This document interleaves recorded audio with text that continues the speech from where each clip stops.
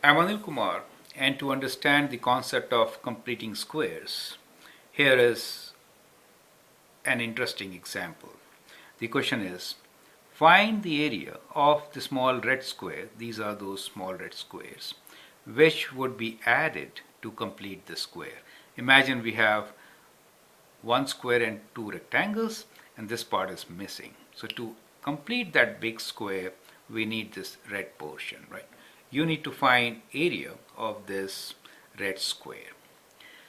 Then write an expression to represent the area of large square, means that big square.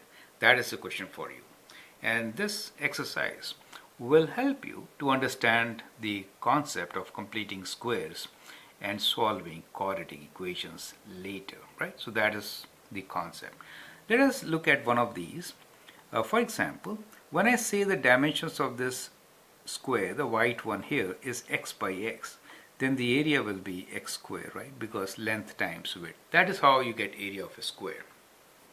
Now, if you see, we have given dimension of this portion, which is shaded green, as width of 4, and the length will be x, right? For this much, up to here, correct? This rectangle here has a width of 4 and this much length is x for this much, right? So that rectangle is 4 by x. Now from here, these two sides are equal. That means the red square has width of 4 and length of 4, right? So it is 4 by 4. So 4 by 4 will give you an area of 16. You get the idea? So the area of this square is indeed 16. That is how you can find the area. Now, the second part of the question is, then write an expression to represent the area of large square. Now, large square dimensions are, you can see here it is x plus 4 by x plus 4. This side is also x plus 4, right? X plus 4 by x plus 4. And therefore, the area of large square will be x plus 4 whole square, right? If you expand this, what will you get? If you expand this, you will get x squared, the area of this square, plus these two squares, which is how much? 4 times x as 4x.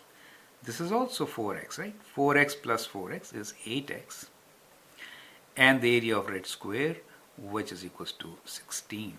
So when you expand, this is what you will get, and that is represented by the given square, right? So that gives you a complete concept of quadratic equation. So that is the quadratic equation, x square plus 8x plus 16, which could be written as a square of binomial. Do you see that? So in this process, by making these squares, what are we doing?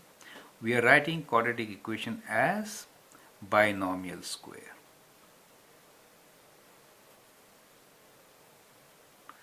So this is what we're trying to understand with the help of the current video, right?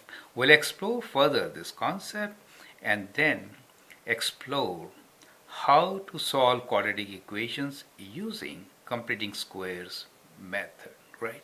So I'd like you to try these 3 questions on your own. Now let me add one more part to it. So that is, write quadratic equation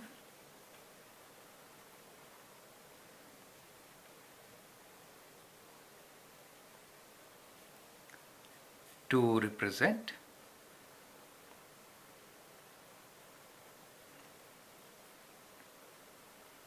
the area of big square in standard form. So that is an extension on this question. That means first you write it as a perfect square, then expand, and what you get is this. And you can compare that it is represented by different sections of your shaded areas, correct? Let me do one more question for you, and let it be this one this time. So here we could write area of this big square as x square, area of this green as 3x, this is 3x, and 3 times 3 is 9. Perfect. So as far as the last part is concerned, which is the area of big square in standard form, what should you get? You should get that area in standard form as x square plus these two, 3x plus 3x is 6x plus 9, right? This is the last part. Before that, you need to write as a perfect square of a binomial that you will get by writing area of this big square in the form, see the sides are x plus 3, right? X plus 3 by x plus 3, x plus 3 whole square. And initially we started the problem by finding the area of red square, and that red square area is, let me write, red square area is equals to 9. So I've done it backwards, right? So that also helps looking at it in the reverse direction, and that is how we are going to solve our equations later. So I hope this video helps you to understand the situation better. Thank you and all the best.